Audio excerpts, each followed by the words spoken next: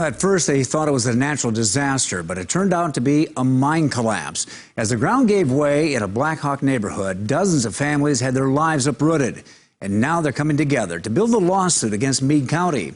In tonight's Eye on Kettleland, Sydney Thorson talks with homeowners and the lawyer representing them. The neighborhood is called Hideaway Hills, but no one who lives here ever imagined this old gypsum mine was hiding beneath their homes. We still check the yard every day. NATASHA GEIGLE's home is about 150 yards from the collapse. She's still living in the Black Hawk neighborhood, but worries it may not be safe. And when we get lots of rain, it makes us a little nervous, and every crack in the road, carries a different meaning now.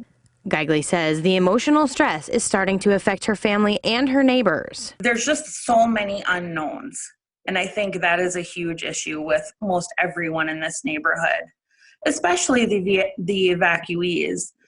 I can't even imagine being in their shoes, and hopefully the majority of us won't have to be, but I can tell you we feel a lot better now that we have legal representation. GEIGLE and 120 of her neighbors have filed a lawsuit against Meade County. Since the filing of that lawsuit, what's happened is the county has decided to stop processing people's FEMA applications, which is unfortunate. John FITZGERALD is the attorney for the Hideaway Hills residents, and he encouraged his clients to apply for FEMA. He also says that some neighbors are reporting strange illnesses that they fear may be caused by old sewage lagoons. The residents want to sue the county for $75.5 million. They also want to get the state involved. We've asked for as much as we think is possibly awardable under the law. We've asked for exemplary damages, which are known as punitive damages. And those punish people, set an example so that people in the future, including all the named defendants and other people, don't ever do anything like this again. That's the point of the law. It's important to note that behind me here is not considered a sinkhole. A sinkhole is considered a naturally caused disaster.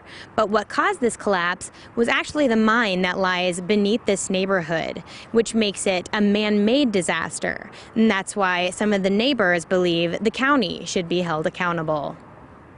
There's evidence the county has been aware of the underground mine since at least June of 2006. County Commission minutes from that month mention the underground mine. The document says the original developers want to close off part of Daisy Drive because it is caving into the old underground mine. Some of the things I've seen, some of the evidence I've seen, it's definitely pointing to people knew things and people either turned a blind eye or just didn't care.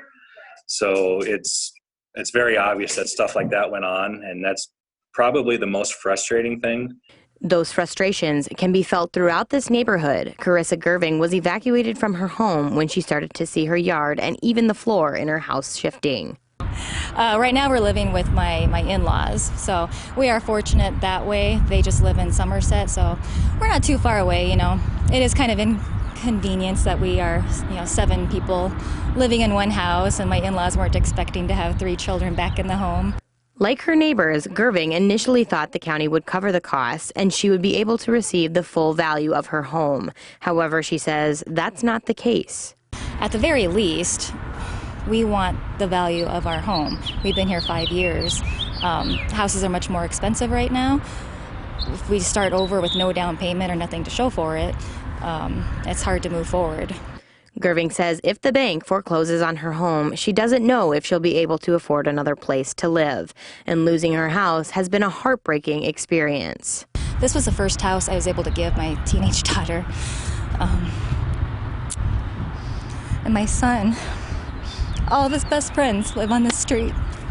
And we all thought that they would grow up together and stay in the same schools. And now we don't know what's going to happen, where we'll end up, if they'll still be friends, Right now, you'll find similar fears and concerns from the homeowners throughout Hideaway Hills. Well, I'm very worried about what's going to happen. I think our home is safe, but I don't know if it is. With Eye on Kettleland, I'm Sydney Thorson. We reached out to the county emergency manager along with the Board of Commissioners, who say they're not making any comment at this time.